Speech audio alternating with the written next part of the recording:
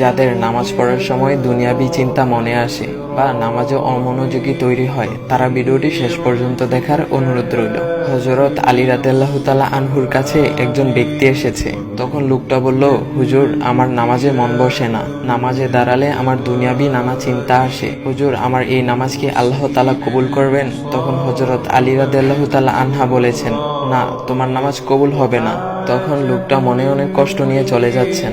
এমন সময় রাসূল সাল্লাল্লাহু আলাইহি ওয়াসাল্লাম এসে হযরত আলী রাদিয়াল্লাহু তাআলা আনহুকে জিজ্ঞাসা করলেন, ইয়া আলী, আপনার কাছে লোকটা কেন এসেছিল?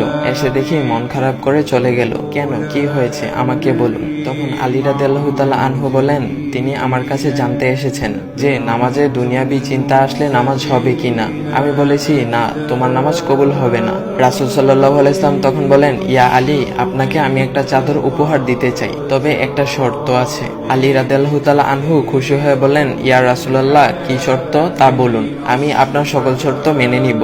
বুঝতেই তো পারছেন রাসূল সাল্লাল্লাহু আলাইহি ওয়াসাল্লামের চাদর বলে কথা। তখন রাসূল সাল্লাল্লাহু আলাইহি ওয়াসাল্লাম বললেন, ইয়া আলী, আপনি যদি এই মুহূর্তে 2 রাকাত নামাজ একনিষ্ঠভাবে পড়তে পারেন দুনিয়াবি সকল চিন্তা দূর করে, তাহলে আমি আপনাকে সেই চাদরটি উপহার দেব।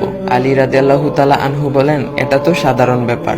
আলী রাদিয়াল্লাহু তাআলা আনহু তখন নামাজে দাঁড়িয়ে গেলেন আর তিনি নামাজ পড়তে শুরু করলেন। এমন সময় তার মনের মধ্যে শুধু ভাবনা চিন্তা আসতে শুরু করলো, আচ্ছা, আমাকে যে রাসূল সাল্লাল্লাহু আলাইহি ওয়াসাল্লাম যে চাদরটা দিবেন, সেটা কি ফাতিমার চাদর নাকি রাসূল সাল্লাল্লাহু আলাইহি ওয়াসাল্লামের? আচ্ছা, চাদরখানা দেখতে কেমন হবে?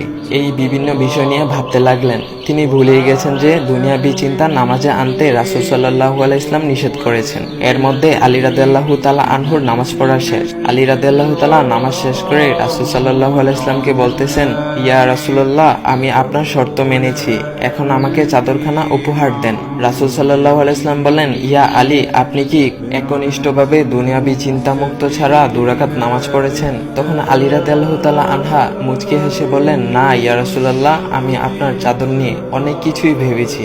তখন রাসূল সাল্লাল্লাহু আলাইহি ওয়াসাল্লাম বলেন, ইয়া আলী, নামাজ তোমারও হয়েছে, আর তুমি যাকে নামাজ হবে না বলে ফতোয়া দিয়েছো, তার নামাজও আল্লাহ তাআলা কবুল করে নিয়েছেন।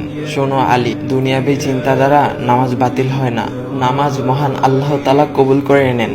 সকল ফরজ নিয়ম কানুন মেনে নামাজ পড়লে নামাজ হবে ইনশাল্লাহ। তবে আমাদের সকলের উচিত নামাজ আদায় করার সময় একমাত্র আল্লাহকে স্মরণ করে নামাজ আদায় করা। নামাজে দাঁড়ালে দুনিয়াবি চিন্তা মাথায় আসে, এটা শয়তানের একটা ফাঁদ। আল্লাহ তাআলা আমাদের সকলকে শয়তানের কুমন্ত্রণা থেকে হেফাজত রাখুক এবং সঠিকভাবে মনোযোগের সাথে নামাজ আদায় করার মতো তৌফিক দান করুক। সবাই বলি আমিন। চাইলে ভিডিওটা আপনি অন্যদের কাছে শেয়ার করতে পারেন, এতে অন্যদের ভুল ভ্রান্তি গুলো দূর হবে। তো গাইস, এমন ইসলামিক ভিডিও পাওয়ার জন্য ভাইয়ের আইডিটা ফলো করে দেওয়া যাও।